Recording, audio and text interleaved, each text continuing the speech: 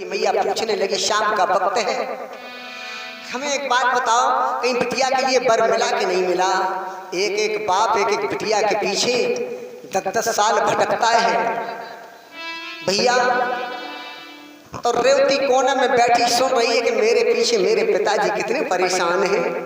रेवती की मैया कहने लगी हमें बात बताओ, कहाँ तुम्हें मैंने यक्षों में भी लड़का देखे, गंधर्वों में भी लड़का देखे हैं, हर जगह हम हो आए लेकिन कोई बिटिया को स्वीकार नहीं कर रहा है। रेवती की मैया ने कहा कि तुम द्वारकापुरी कभी गए हो?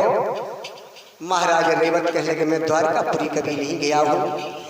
रेवती की मैया कहने लगी द्वारकापुरी देवताओं की नगरी है, वहां तुम चले जाओ, कोई ना कोई यदुवंशी जरूर मेरी बिटिया को स्वीकार करेगा। आज महाराज रेवत जैसे द्वारकापुरी में आए हैं, जैसे द्वारकापुरी में आए हैं, आहा अब लला हल खत्म हो गया है तुम्हारे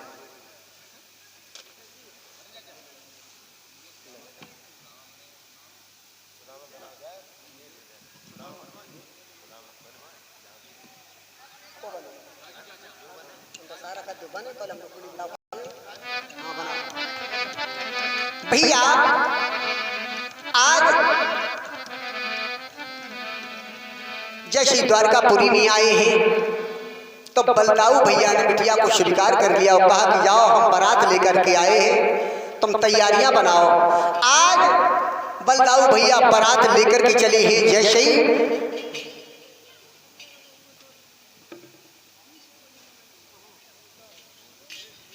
जैसे ही महाराज रेवत के यहाँ बारात लेके पहुंचे हैं तो बलदाऊ भैया की लंबाई थी 7.5 हाथ की और रेवती की लंबाई थी 21.5 हाथ की, जोड़ के तो बढ़िया है।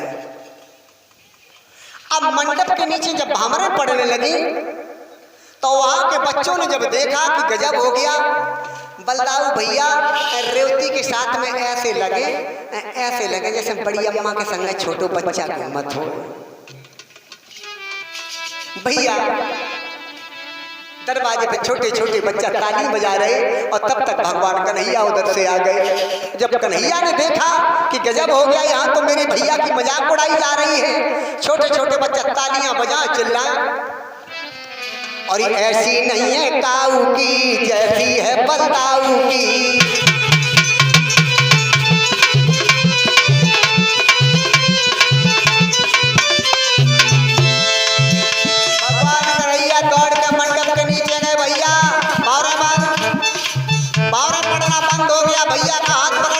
दरवाजे पे ले आए, देख लो ये क्या हो रहा है, छोटे छोटे बच्चा ताली बजाएं, और ऐसी नहीं है काऊ की जैसी है बलदाऊ की, जैसी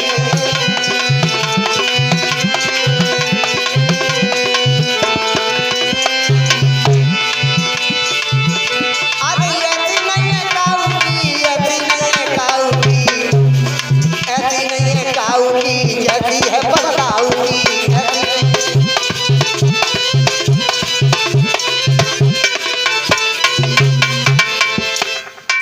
बलदाऊ भैया ने कहा गजब हो गया, मेरी यहाँ मजाक उड़ाई जा रही। दौड़ के मंडप के नीचे आए, हल मूसल साथ में रखते थे, आज रेवती को हल में फांस लिया, अब मूसल की ठोक लगाना शुरू कर दिया। ठुकाई कर रहे, मूसल से ठुकाई कर रहे। जब रेवती 7 हाथ की बची तब ठुकाई बंद करी। लेकिन एक बात और बता दूं भैया, ये भगवान की कथा है, हम और आप सुनने के अधिकारी हैं, करने के अधिकारी नहीं। ने कहा घर में लंबी हो, तुम शाम को जाओ ठुकाई शुरू कर दे जाए। हाँ तुम खिंचे फिरो, और संग में हम खिंचे फिरे के व्यास जी कह रहे थे। तो भैया ये भगवान की कथा है, सुनने के अधिकारी हो, करने के अधिकारी नहीं हो। शाम को जाओ ठुकाई शुरू कर दे, क्या छोटी गल है भैया। जब रेवती 7 हाथ की बची तब ठुकाई बंद करी। आज रेवती की भामरे डाल के बलदाऊ भैया विदा करके द्वारकापुरी में आ गए हैं। अब भगवान कन्हैया के विवाहों की लीलाएं शुरू होंगी। भगवान कन्हैया का सबसे पहले विवाह आनर्त देश के राजा कुंदनपुर,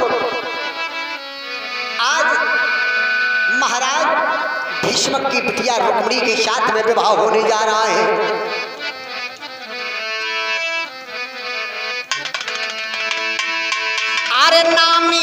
राजा भीष्म की हुई गए कुंतनपुर राजधानी।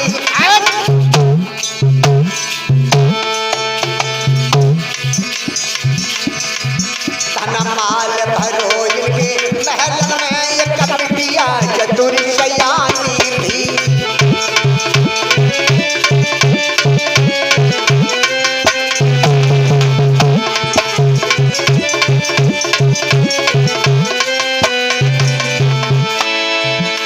बिटिया इतनी सुंदर है, बिटिया का कोई जोड़ नहीं है।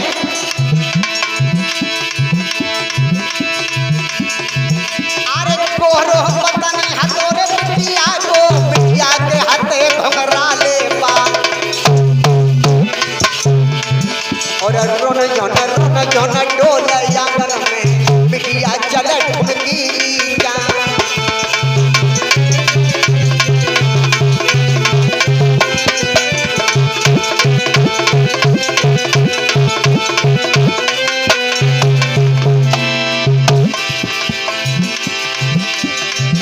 अरे कोरो पतन हथो बिटिया को, बिटिया के हाथे घुंघराले पा। और रोना झोना डोल आंगन में बिटिया चले ठुमकी जा।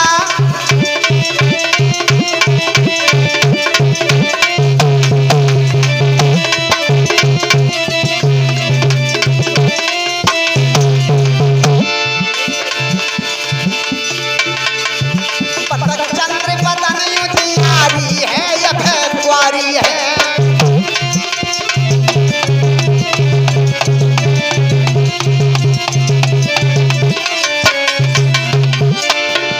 देखत में यूं मरिया मारी है या फिर कुंवारी है।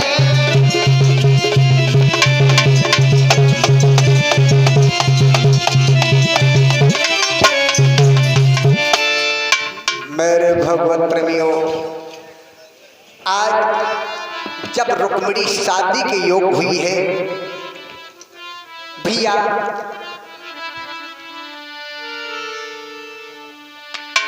गुड्ढा गड़ियों का खेल खेल रही है। जब रानी ने देखा तो रानी जान गई कि मेरी बिटिया शादी के योग हो गई है। भैया आज दासी को बुलाया, मेरे महाराज को कोई खबर नहीं है, बिटिया आंगन में सियानी हो गई है। इसी वक्त महाराज भीष्मक को बुलाने के लिए आदेश किया दासी से कि जाओ मेरे पिया को इसी वक्त राज दरबार से बुला करके लाओ। अब भैया बड़न की बात कौन कहे, राजा रजवाड़न की बात। क्या शाम को आते नहीं घर पे, लेकिन आते नहीं। चली दासी, मेरे बहुत प्रेमियों, आज दासी को आदेश कर दिया है तो आज दासी भागती चली आ रही है।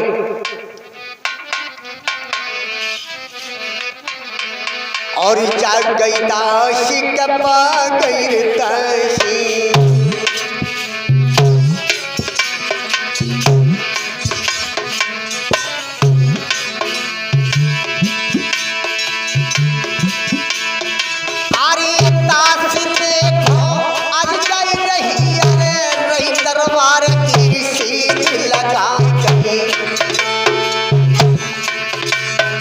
और चटक चुनरिया सर पर ओढ़े और धोतिया तपत पाय के जाए, चटक चुनरिया कयोनी सर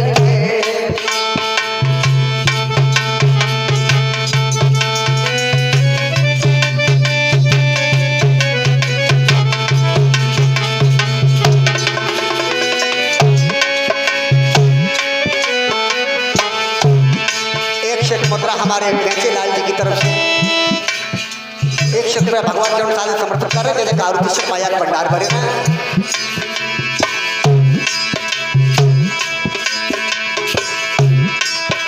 अरे जाग ही दासी कपा कर दासी, दुनिया दबत पाए के जाए। अरे जाए के पहुंच के शुगर कचहरी, देखो डटी बराबर जाए, जाए के पहुंची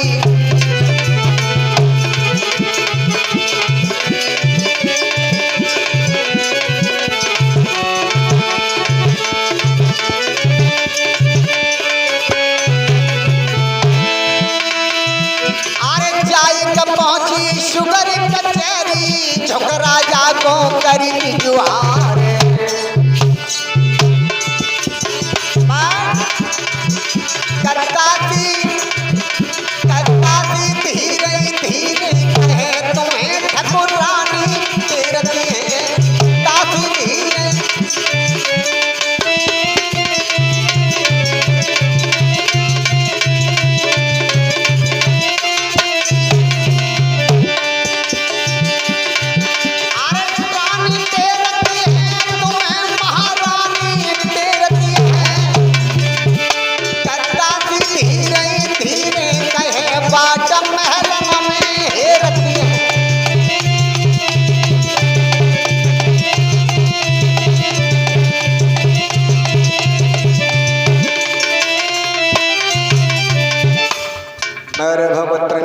ने बताया राजन तुम्हें राजमहल में रानी याद कर रही है। उसी वक्त महाराज भीष्मक ने अपना दरबार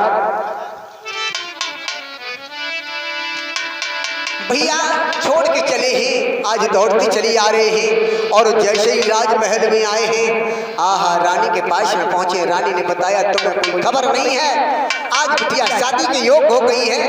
महाराज भीष्मक ने कहा ये कोई ऐसी कोई बड़ी बात तो थी नहीं, मेरे पास धन है दौलत है, मेरे पास सब कुछ है, मेरी बिटिया खूबसूरत है। अरे तुमने आज बताया हम कल शादी की तैयारियां कर देंगे। आज महाराज भीष्मक ने इमरजेंसी बैठक ले ली, राज दरबार में मंत्रियों से कहा, राज दरबार में कहा कि मेरी बिटिया के योग कोई पर बताओ। मेरी माताओं बहनों बहन भाइयों, आज एक वृद्ध मंत्री खड़ा हो गया कि राजन जोड़ तो है लेकिन वो भी थोड़ा थोड़ा जोड़ है। महाराज भीष्मक ने कहा 19-20 तो चलता है, बताओ। जैसे कहा कि अगर बिटिया की सगाई जरासंध के साथ में हो जाए तो महाराज भीष्मक कहने के लगे वो तो अत्याचारी राजा है, मदरा का पान करता है, ऐसे के साथ में मैं बिटिया का हाथ नहीं देंगे। फिर तब तक दूसरे मंत्री ने हाथ उठा दिया, खड़ा हो गया, राजन जोड़ तो नहीं है लेकिन हम बता रहे हैं, बताओ। अब बिटिया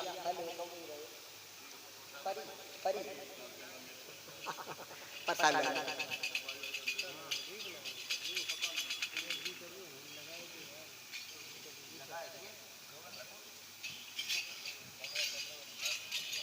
एक शेख मुद्रा हमारी परी बिटिया की तरफ से और ये डॉक्टर साहब की नाते मेरे भक्त प्रेमियों,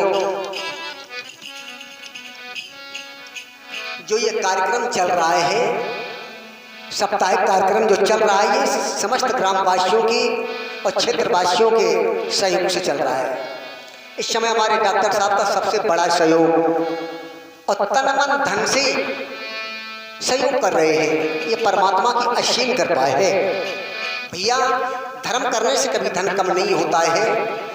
लिखा वेद पुराणों में कि रहमन पक्षल के पिए घटे न सरता नीर और दान करे धन ना घटे जो सहाय रघुवीर। धर्म करने से कभी धन घटता नहीं है। वेद पुराणों में तो यही लिखा है कि जो 10 रुपए खर्च करता है भगवान के चरणों में, उसका 10 गुना, यहाँ तो दूना नहीं हो पा रहा है बैंक में, भगवान के यहाँ 10 गुनी एंट्री हो रही है। जो 10 रुपया भगवान के चरणों में लगा रहा है उसको 10 गुना भगवान तैयार कर रहे हैं। इसी प्रकार से राजसूय यज्ञ में जब राजकोष खजाने का मालिक दुर्योधन बना दिया गया, कहिए दान बांटेगा, तो भीम अर्जुन नकुल सहदेव सब घबराने लगे कि बताओ जिससे दुश्मनी चल रही है और उसी को यहाँ खजाने में बैठा दिया गया। तो भगवान मुस्कुराने लगे कि तुम पागल हो, ये भगवान का कार्य हो रहा है, ये जितना खर्च करेगा उतना ही दूना यहाँ बढ़ेगा। तो वो दोनों हाथों से उलीच रहा है लेकिन राजकोष में धन कम नहीं हो रहा है। ये सब भगवान की कृपा है। और एक बात और बता दूं, यहाँ ये समाज में कुरीतियां कुछ फैली हुई हैं। वो कुरीतियां क्या है? हम और आप इसमें मरे जा रहे हैं कि अगर वो आएगा तो हम नहीं आएंगे, अगर वो आएगा तो हम नहीं आएंगे, वो खाने आएगा तो हम नहीं आएंगे। राजसू यज्ञ में भगवान ने कहा कि जब तक घंटा नहीं बजेगा तब तक ये यज्ञ पूरा नहीं होगा। सारे संसार के लोग खा गए, सारे संसार की माताएं बहनें खा गई, लेकिन घंटा नहीं बजा। अब महाराज धर्मराज बड़े संकट में पड़ गए कि घंटा नहीं बजा, हमने तो दुनिया का खर्च किया, सभी देवी देवताओं को बुलाया और मेरे मन से कोई ऐसी त्रुटि नहीं हुई, हमने नहीं जान पाई और प्रभु घंटा नहीं बज रहा है। जब घंटा नहीं बजेगा तो यज्ञ पूर्ण नहीं माना जाएगा। तो भगवान ने कहा कि पता लगाओ कौन नहीं आया है। जब घूम के देखा तो सुपच नाम का मेहतर माला घुमा रहा बैठा। भीम ने कहा, भीम अकड़ के बोले कि क्यों भी मेहतर तू भोजन करने नहीं, प्रसाद पाने नहीं गया? आहा, भीम ने सोचा कि इसको हम उठा ले, तो भीम ने पूरी ताकत लगा दी, लेकिन सुपच नाम के मेहतर को उठा नहीं पाया, जबकि 10,000 हाथियों की शक्ति थी। भगवान ने कहा तुझे आज भी अभिमान है। अभिमान चूर किया और जब वो सुपच नाम का मेहतर यज्ञ में प्रवेश किया उसने, और जब उसने भोजन किया तब घंटा बजा। और बता दूं, आज भी हमारे समाज में बहुत सी कुरीतियां अब भी फैली हुई हैं। भंडारा होता है तो लोग कहते हैं कि हम पत्तल नहीं उठाएंगे, हमने तो मेहतर कर दिया, मेहतर पत्तल उठाएगा। लेकिन भगवान कन्हैया ने कहा कि इस राजसू यज्ञ में कोई पत्तल नहीं छुएगा। जितने पत्तल यहाँ जितने लोग खाने आ रहे हैं वो पत्तल सब हम उठाएंगे।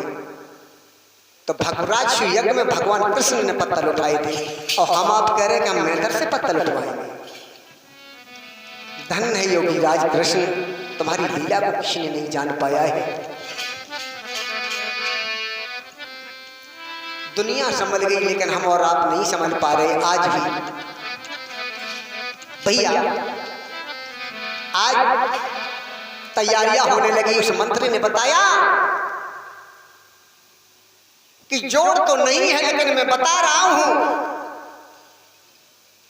अगर भगवान कन्हैया के साथ में रुक्मिणी का विवाह हो जाए द्वारकाधीश भगवान के साथ में तो कैसा रहेगा। पूरे समाज में तालियां बज गई, तालियां बज गई कि साधवाद साधवाद, बहुत अच्छा आपने बताया लड़का, रुक्मिणी का विवाह हो तो कन्हैया के साथ में हो।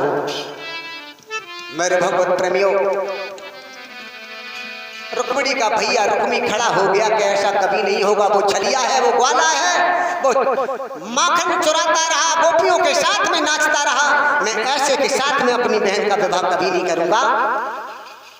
और अगर किसी ने ऐसी बात की तो उसकी मैं उंगली कटवा दूंगा, जीभ कटवा दूंगा। महाराज भीष्म कहने लगे इतना तू क्यों बिगड़ रहा है?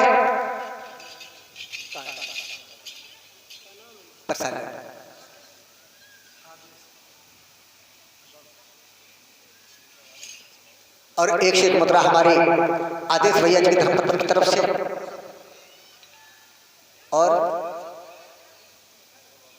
और एक से एक मुद्रा हमारे बसंत जी की तरफ से।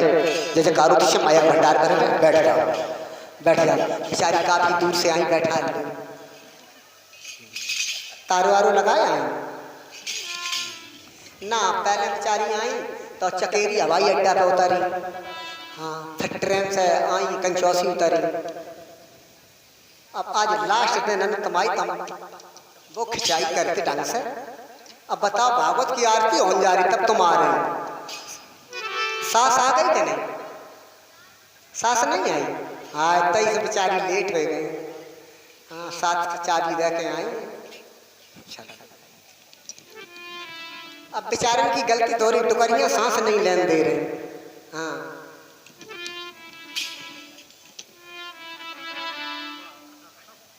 जब भगवान की कथा शुरू हो तो चाहे सास रोके चाहे ससुर रोके, दौड़ पड़ो तुम।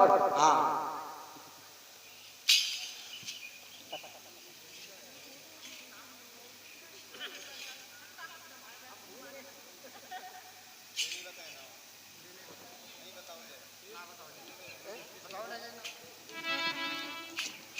बता देती।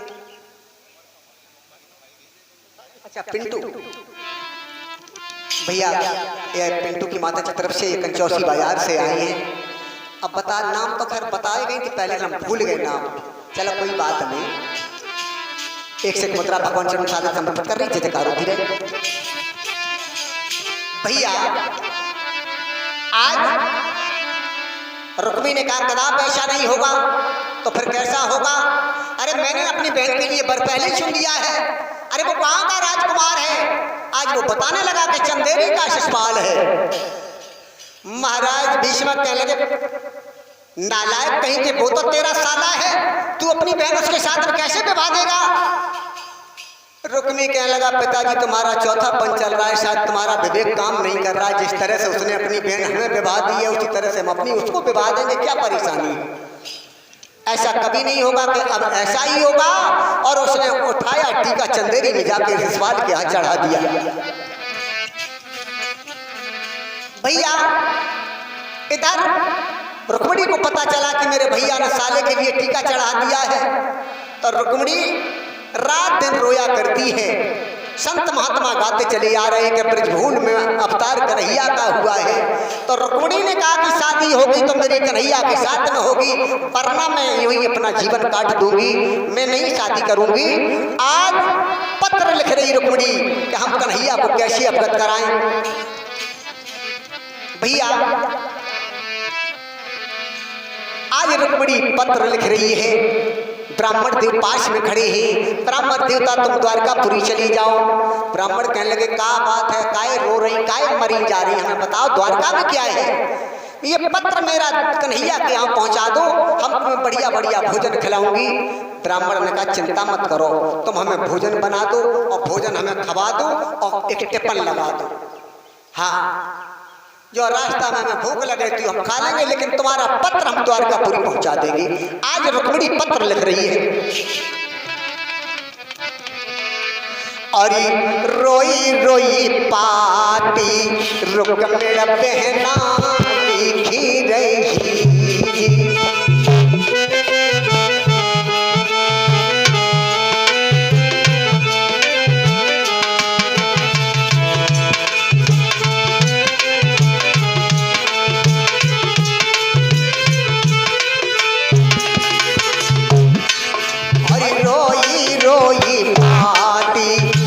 रुक्मिणी बहना लिखी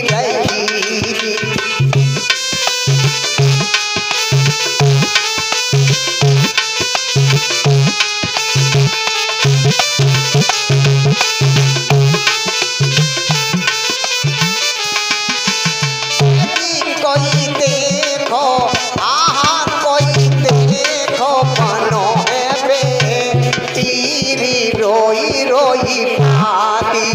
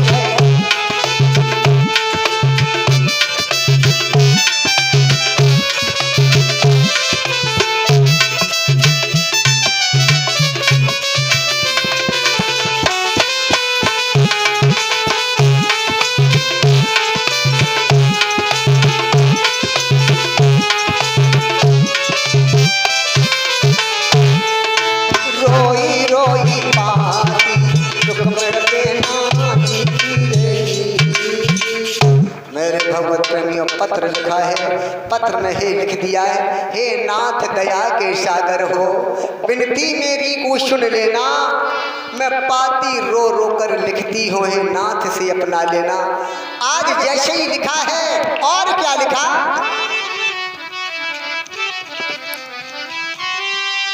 कि मिलने की जगह बताती हूँ, अब मंदिर के पीछे आ जाना। मेरे पिता के बाग में गिरजा मैया का मंदिर है, मैं वहीं पूजा करने के लिए आऊंगी और तुम मुझे वहीं मिल जाना। पत्र में लिख रही है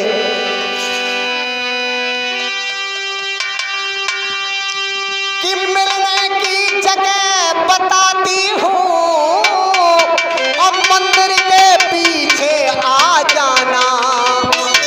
वहीं मिलूंगी मनमोहना, काशी को गले लगा ले।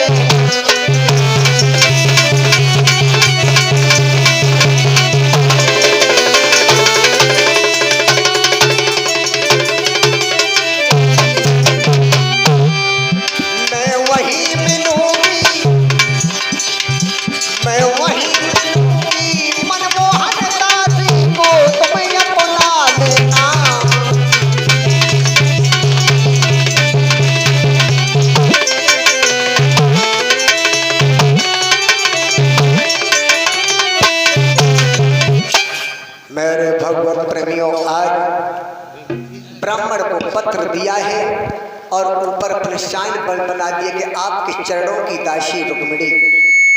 आज पत्र लेकर के ब्राह्मण देव चले हैं। कभी द्वारका नहीं गए थे तो चलते चलते ब्राह्मण देव थक गए, और जब थक गए तो आज एक वृक्ष के नीचे बैठ के आराम करने लगे। भोजन किया, पानी पिया, थोड़ा आराम करने लगे तो नींद आ गई। अब भगवान कन्हैया ने विचार किया कि ब्राह्मण कभी द्वारका नहीं आया है और थक गया है, और रुक्मिणी ने मेरे लिए ब्राह्मण को भेजा है।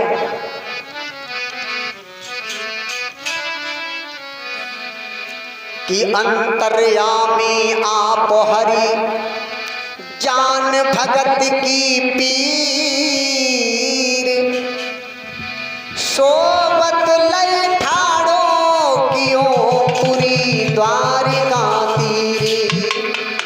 भैया, जैसे ही ब्राह्मण देवता जागे हैं और चारों तरफ देखा तो हाँ, सुंदर सुंदर महल बने हैं, मकान बने हैं।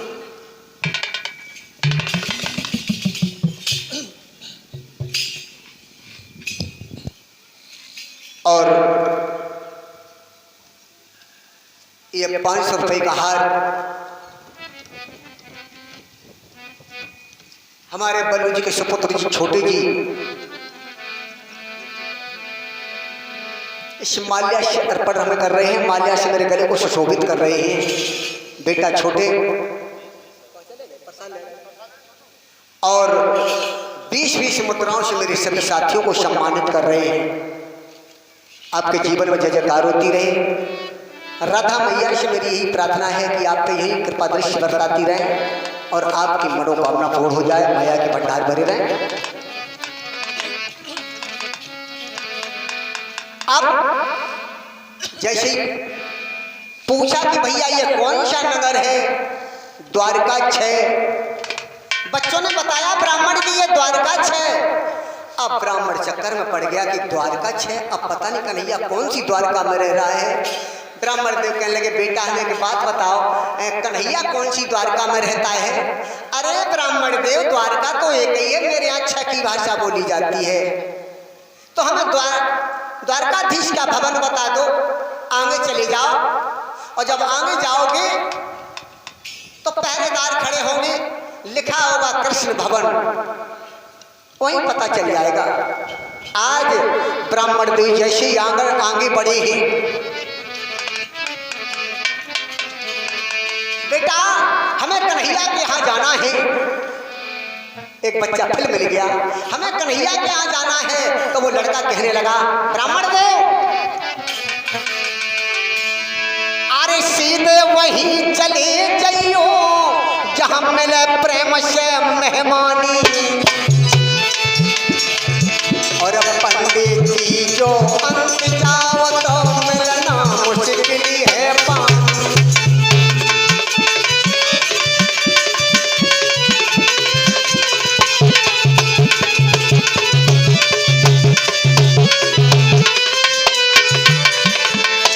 आज ब्राह्मण देवता आगे बढ़ रहे हैं, भटकते रहे कलियन में देखो आज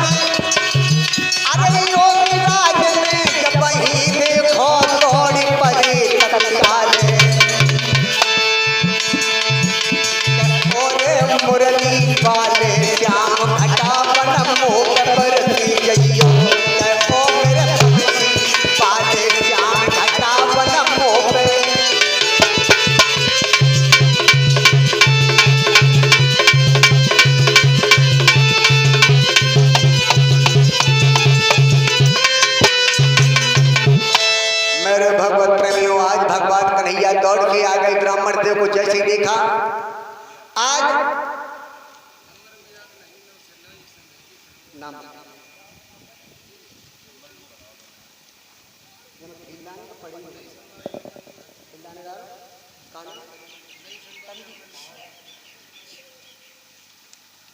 और 5 से 1 मुद्रा हमारी तन्वी बिटिया की तरफ से। भैया बिटिया तन्वी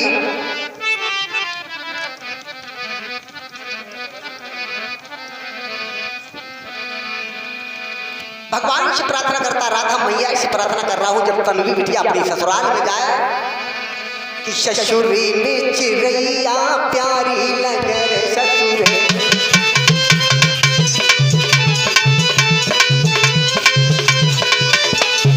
भैया तन्वी तुझे इतना प्यार मिले ससुराल में, तुझे कभी अपनी माता पिता की याद ना आए? ससुरे में चिड़ैया प्यारी लगे, सासुरिया तेरी महतारी लगे।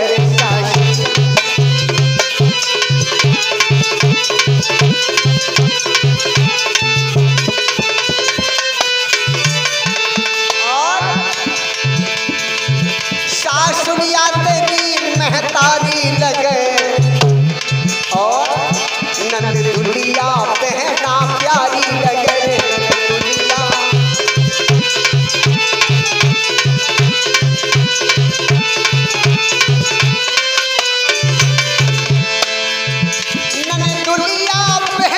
प्यारी लगे बिटिया को तो आए हमारी लगे बिटिया को।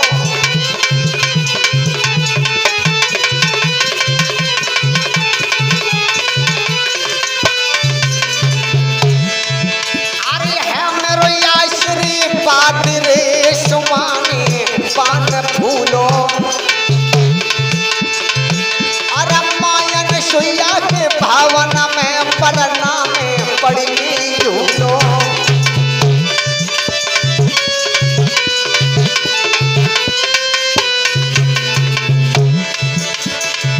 मेरी तन्वी की लाज बचाई है लखुना की काली मैया। मेरी तन्वी की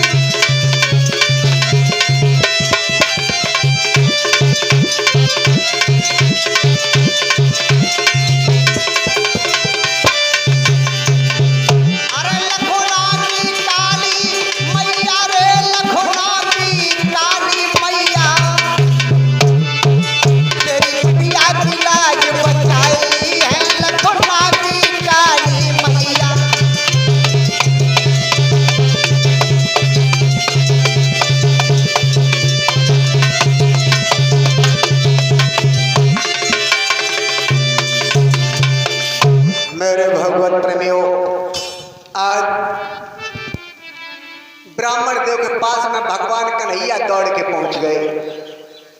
भगवान कन्हैया जैसे ही ब्राह्मण के पास में पहुंचे तब ब्राह्मण देवता कहने लगे, ए बेटा हमें कन्हैया के यहाँ जाना है। भगवान कन्हैया कहने लगे, कन्हैया तो हम ही हैं। अब जैसे ही ब्राह्मण ने कन्हैया को देखो और जैसे ही ऊपर से नीचे लो देखो तो ब्राह्मण को सांस ही नहीं आई। ब्राह्मण कहने लगे, तुम कन्हैया हो?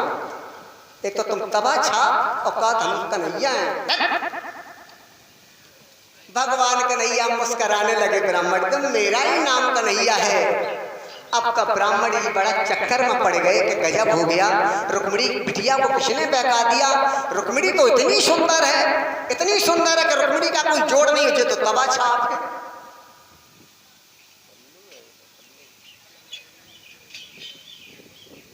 और 51 समुद्रा हमारे भूरे प्रधान कंचौशी गांव भंडारे में योगदान कर रहे हैं 5100 रुपए का। प्रधान जी से मेरा पुनः यही आग्रह है और बिहारी जी से मेरा पुनः यही बार बार हाथ जोड़ के निवेदन है कि प्रधान जी की प्रधानी हमेशा यही अमर बनी रहे और यही आगे हमेशा धर्म कर्म मिलके हाथ आगे बढ़ते रहें। भैया भगवान कन्हैया ने कहा, ब्राह्मण जी मेरा ही नाम कन्हैया है, तुम बेकार में हैरान हो। ब्राह्मण ने जेब में हाथ डाला, पत्र निकाला कि भैया अगर तू कन्हैया है तो तेरा ये पत्र हम ले आए हैं। जैसे ही पत्र पढ़ा, आज ब्राह्मण देव को घर ले गए हैं। आज 56 प्रकार के व्यंजन बनवाए हैं। आज भगवान कन्हैया पहली बार ब्राह्मण को सोने की थाली, सोने की कटोरी, सोने का गिलास, सोने की चम्मच और सोने का लोटा, ये तो झूठी गाया करती, सोने के गड़ुआ गंगा जल पानी और है स्टील को गड़ुआ। आज भगवान कन्हैया ब्राह्मण को सोने के पात्रों में भोजन करवा रहे हैं। अब ब्राह्मण की नीयत खराब, क्या भगवान ये कह दे कि मेरे घर में जो अतिथि आता है और जिन वस्त्रों में, जिन पात्रों में भोजन करता है वो पात्र हम उसी को दे देते हैं, तो हम तो सुपरस्टार हीरो बन जाए। भगवान कन्हैया जान गए कि ब्राह्मण की नीयत खराब है। जैसे ही बर्तन सरकाए तो भगवान ने कहा, ब्राह्मण देव मेरे घर में जो अतिथि आता है, जिन पात्रों में भोजन करता है वो पात्र हम ब्राह्मण को दे देते हैं। ब्राह्मण जी ने 5 बर्तन उठाए, अपनी झोली में रखे कि बारी रुक्मिणी 2-4 बार हमें तुम भेज दो तो हमारा काम बन जाए। भैया भगवान कन्हैया ने ब्राह्मण जी की तरफ देखा तो ब्राह्मण जी कहने लगे कि अब हम जाएंगे। तो भगवान ने कहा चलो, ये नहीं कहा कि बने रहो, नहीं चलो। अब ब्राह्मण जी के कान में भगवान कन्हैया ने कहा कि ब्राह्मण जी तुम उधर से तो पैदल आए, थक गए होगे और इधर से हम तुम्हें भेजने तो चले, लेकिन मेरी एक बात मान लो। तब बताओ क्या बात? कि दरवाजे तुम थोड़े पांव घसीटत रहे चलो, हाँ तब काम बनेगा। आज ब्राह्मण देव पैर घसीटने लगे, लंगड़ाने लगे, पैर घसीटने लगे और जैसे ही दरवाजे पे पहुंचे तब तक उधर से बलदाऊ भैया आ गए। कन्हैया ये कौन है? भैया ये ब्राह्मण देव हैं और कुंदनपुर से आए हैं द्वारकापुरी में। अब इनसे चला नहीं जाता तो मुझे बड़ा दर्द हो रहा है। बलदाऊ भैया ने कहा कि ब्राह्मण देवता से चला नहीं जाता, ये पैर से लंगड़ा रहे हैं, लंगड़े कब पहुंचेंगे? जाओ उन्हें अपने रथ पे बैठा लो, द्वारकापुरी से आज कुंदनपुर को छोड़ के आओ। आहा, श्वेतवान घोड़े रथ में जोत दिए भगवान कन्हैया ने। अब उन्हें कहा मालूम कि कहाँ होने वाला है। और जैसे ही ब्राह्मण देव रथ में बैठे, जैसे ही बैठे, भगवान कन्हैया ने जैसे ही घोड़ों की बाग झटकी तो वो घोड़े आकाश मार्ग में मंडराने लगे।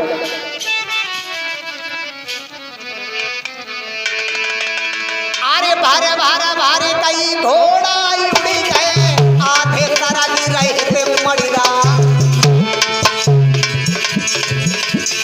आसमान में पंडित पहुंचे, अब मन ही मन में करत विचार।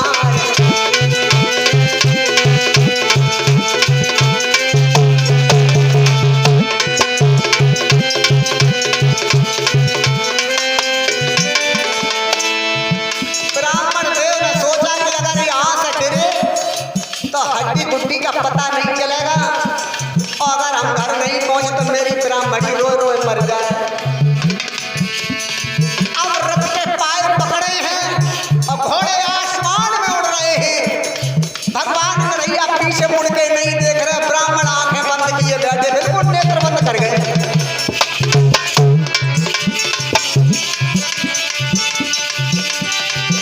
आसमान में घोड़ा पहुंचे, आधे सरग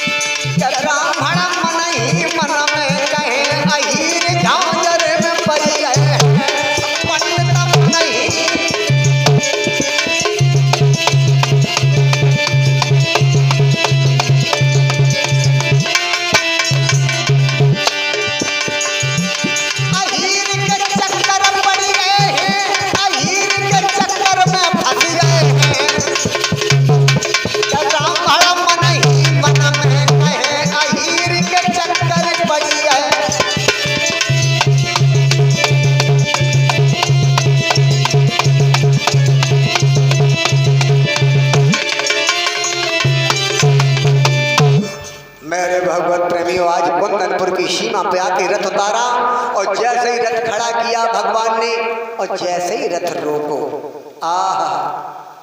जैसे ही ब्राह्मण ने आंख खोली तो कुंदनपुर की सीमा पर रथ खड़ा, रथ के नीचे एकदम कूद पड़े। जैसे ही रथ से नीचे कूदे ही और ब्राह्मण देव ने हाथ जोड़ के, भैया तेरे कन्हैया रथ पे अब जीवन में कभी दोबारा नहीं बैठेंगे, आज खरा कैसे पांव चाटे, मसू के ब्राह्मणी आज मिल पाए, नहीं तो मर जाते। भगवान ने कहा जाओ रुक्मिणी को बता देना कि जिस दिन वो टीका का दिन आएगा हम आ जाएंगे।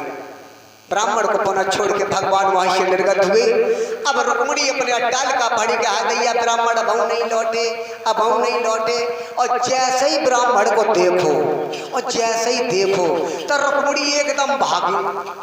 दरवाजे पे ब्राह्मण देव आ पाए और जैसे ही रुक्मिणी दौड़ के आई, ब्राह्मण देव मेरे कन्हैया मेरे, बड़ी कन्हैया बाजी आई, अरे हम तो मर गए होते, कन्हैया भी यहाँ तक आया था, अब ये छोड़ के हमको अभी गया।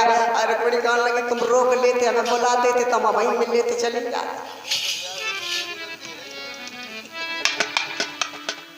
ब्राह्मण कहने लगे वो आएगा, मैंने उसकी शक्ति को जान लिया है, वो आएगा, तू क्यों परेशान है।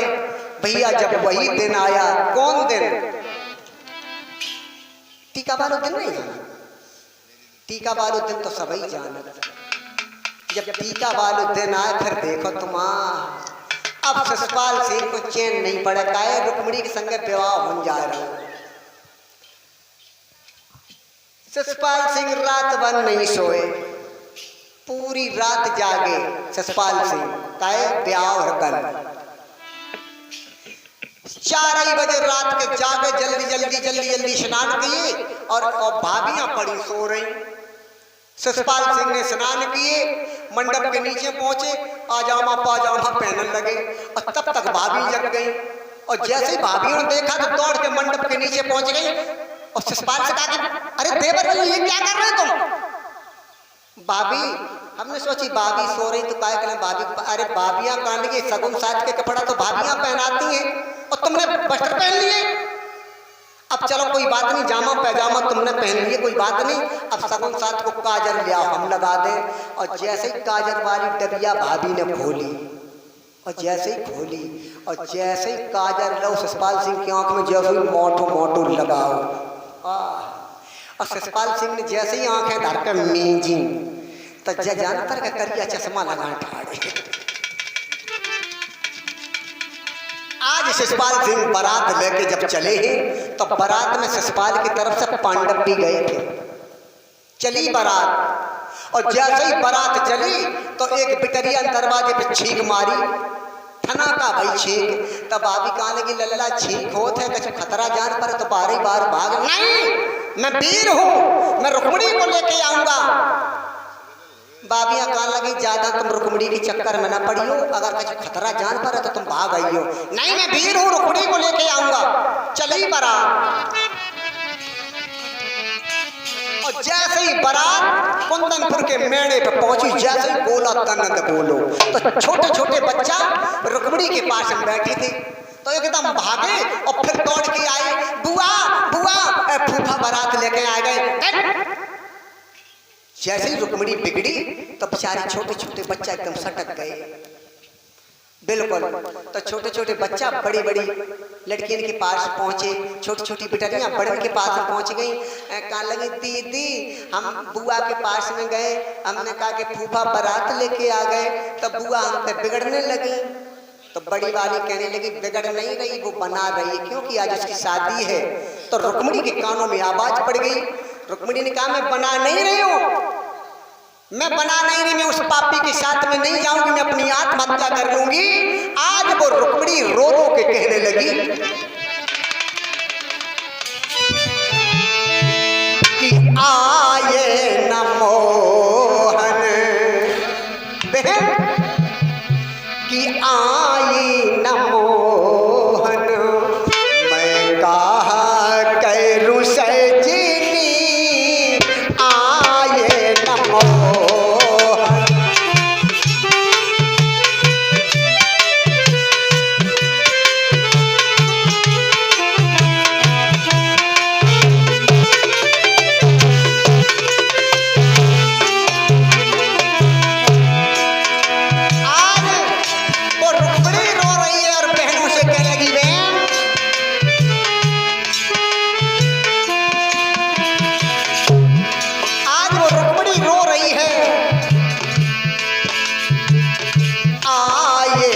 मोहन में कहा करूं सजनी आए न मोहन।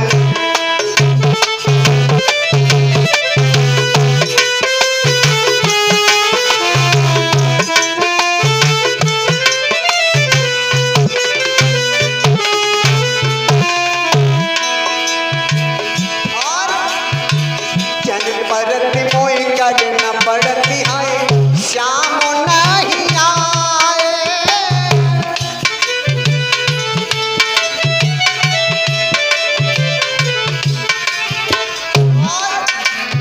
चैन पड़ती मोई करना पड़ती है श्याम नहीं आए। और मैं तो शाम को जैसे चंदा कभी आए न मोहन में कहा करूं सजनी आए न मोहन।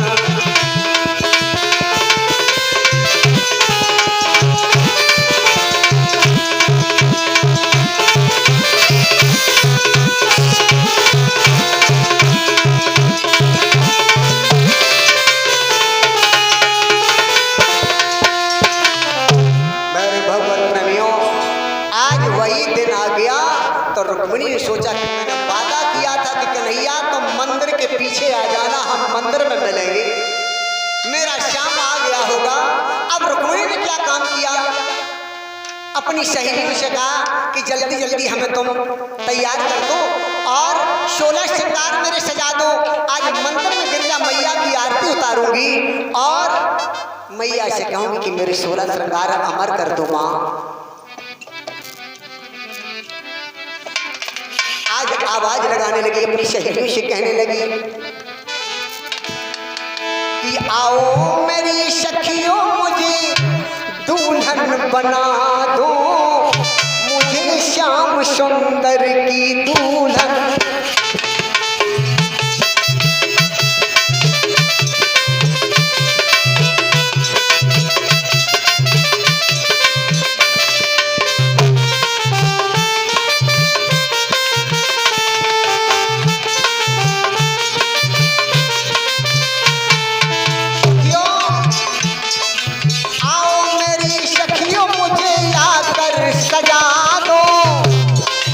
मुझे श्याम सुंदर की दुल्हन बना दो, मुझे श्याम सुंदर की।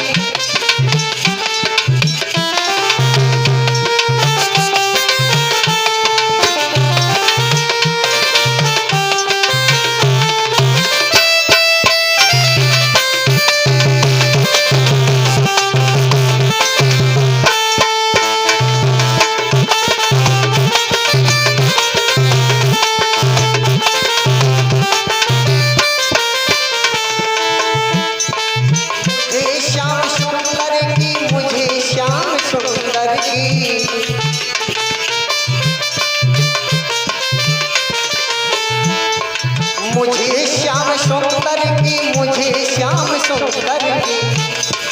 आओ मेरी सखियों आके मुझको सजा दो, आओ मेरी सखियों मुझे आकर सजा दो, मुझे श्याम सुंदर की दुल्हन बना, मुझे श्याम सुंदर की।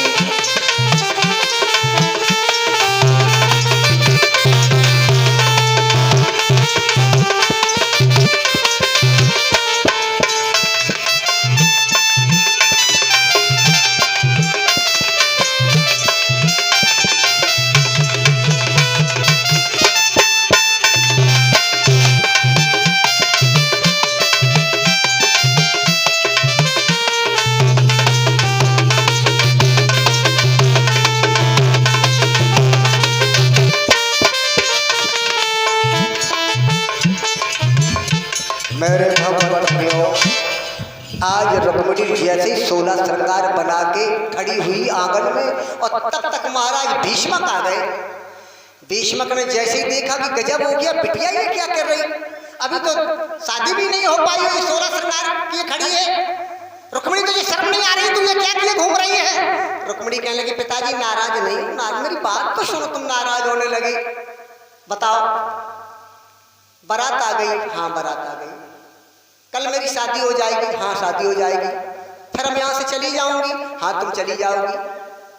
पिताजी 16 श्रृंगार हमने इसलिए सजाए हैं कि हम गिरजा मैया के मंदिर में जाऊंगी, अपने जो बाग है उसी बाग में गिरजा मैया का मंदिर है, तो मैया से हम प्रार्थना करूंगी, विनती करूंगी कि मैया मेरे 16 श्रृंगार अमर कर दो। इसलिए हमने श्रृंगार सजाए। और रुक्मिणी का मतलब ये था कि श्रृंगार सजा ले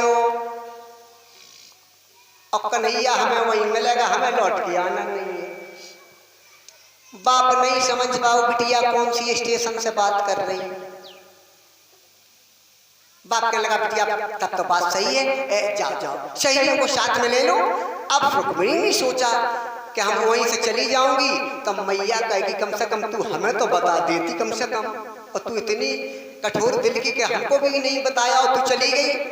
तो जैसे ही मैया के पास पहुंची तो मैया से कहने लगी मम्मी गर्मी बहुत पड़त है।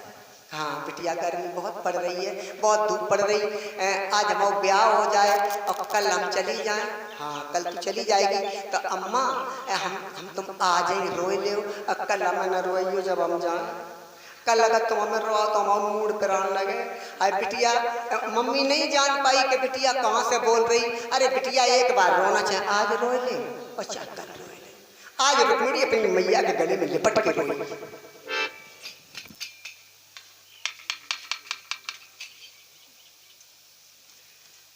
लिपट के रोई, मैया नहीं जान पाई, चली रुक।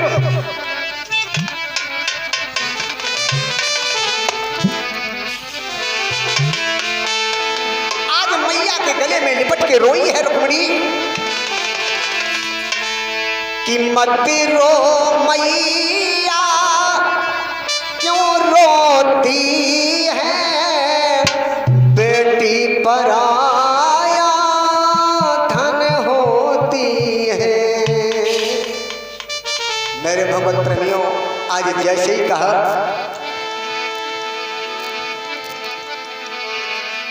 भैया, आज मैया के गले में लिपट के रोई और फिर चली रुक्मिणी। आज सहेलियों को साथ में लिया है, आज दुर्गा मैया के मंदिर में जाके पहुंची है। जैसे दुर्गा मैया के मंदिर में पहुंची आरती उतार रही है, आज मैया के मंदिर में गीत गा रही है।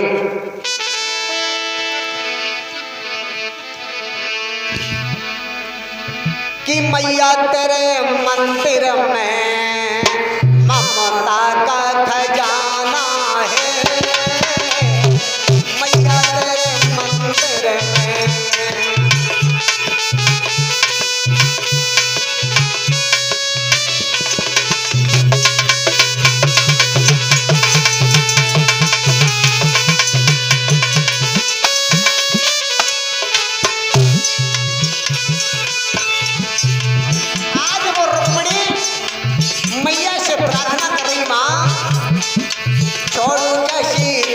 तेरा माँ छोड़ूंगा दरी तेरा, सारा झूठा जमाना है, छोड़ूंगा दरी तेरा।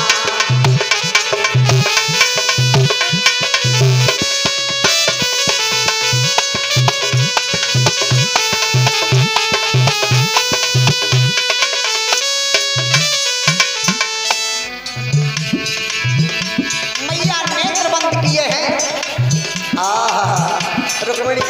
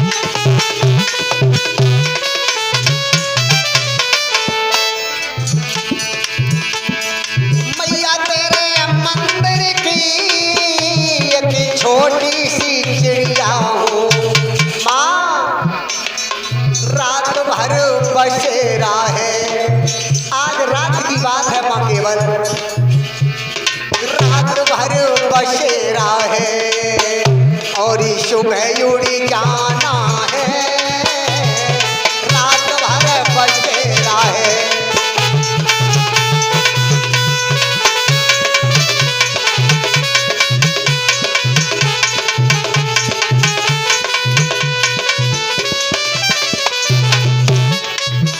मेरे भगवत प्रेमियों, आज खशी माल मूरत मुस्कियानी आशीर्वाद दीजिए। क्यों परेशान तेरे चाहने वाला तेरा दीदार तो मंदिर के पीछे खड़ा है। हाय दैया एकदम रुक्मणी भागी और जैसे ही निकल के बाहर आई, आहा अब भगवान कन्हैया को जैसे ही दूर से देखा तो रुक्मणी जान गई कि बस हमारी बालू है, एक तो करिया का को है ही नहीं, हमारी बालू है। जान गई भगवान कन्हैया रथ के ऊपर खड़े हैं और जैसे ही भगवान ने देखा तो अब रुक्मणी पहचान में नहीं आ रही, नहीं पहचान में आ रही है। और जैसे ही आवाज लगाई रुक्मणी, तो रुक्मणी एकदम निकल के चली तो जान गई यही रुक्मणी है। छोटी छोटी पिटलियां एकदम रुक्मणी को हाथ पकड़ के खींचा लगी, दीदी कहाँ जा रहे हो? तो रुक्मणी बता कहाँ जा रहे हो? बेचारी छोटी छोटी पिटलियां सटक गई। अब बड़ी बड़ी कान लगी, कायद परेशान है, जब मन है तो जा रहे जाने दे। रुक्मणी जैसे रथ के पास पहुंची, भगवान कन्हैया ने हाथ बढ़ाया, रुक्मणी ने हाथ बढ़ाया, भगवान ने हाथ पकड़ा, रथ के ऊपर खींच दिया। आज छोटी छोटी पिटलियां एकदम भागी, कछु तितुलाती आती, कछु हकलाती आती। तो रुक्मणी की मैया के पास पहुंची, मैया मैया मैया मैया। अरे कहाँ मैया मैया करके बताओ, क्या बात होगी बताओ।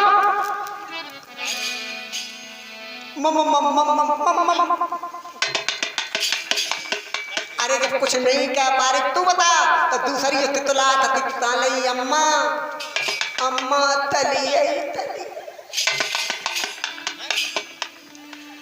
क्या कह रही हो समझ नहीं आई, फिर बताओ। अम्मा तली तली। तब तक बड़ी वाली पहुंच गई। अरे तुम बताओ, पता नहीं ये क्या कर रही तलिया तलिया। अम्मा करिया करिया हाथों पहन को ले गौरी अम्मा अम्मा।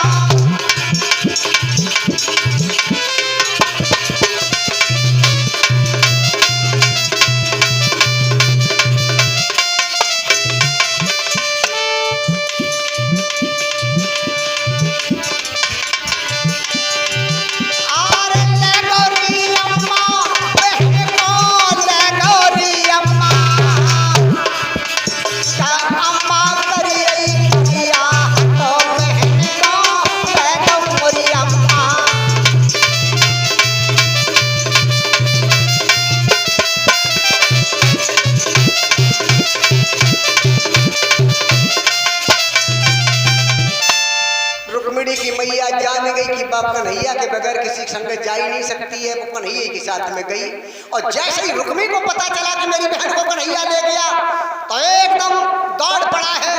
और जैसे ही शिषपाल सिंह को पता चलो और जैसे ही पता चले तो शिषपाल सिंह अपो जामा पैजामा समेट जाए भाजत जाए। शिषपाल सिंह कह रहा है रुक्मी तू कहाँ जा रहा है? रुक्मी कह लगा तू कहाँ जा रहा है? अरे हम तुझसे पूछ रहे तू कहाँ जा रहा है? रुक्मी कहने लगा मेरी तो बहन चली गई। शिषपाल सिंह कहने लगे मेरी तो दुल्हन चली गई। मेरे भगवत प्रेमियों जैसे और आगे बढ़ी